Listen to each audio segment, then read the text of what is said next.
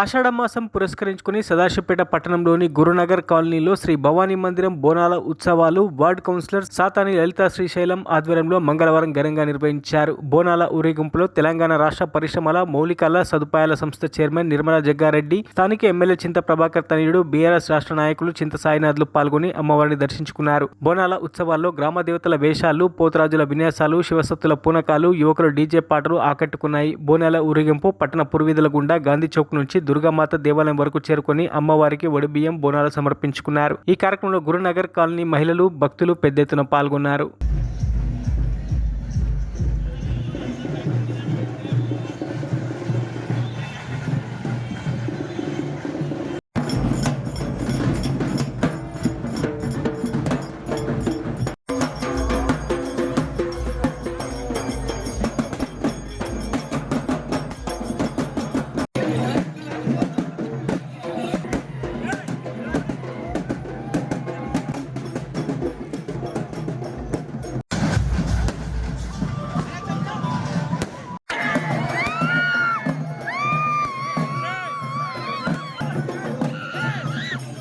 మరిన్ని అప్డేట్స్ కోసం మా ఛానల్ని సబ్స్క్రైబ్ చేయండి.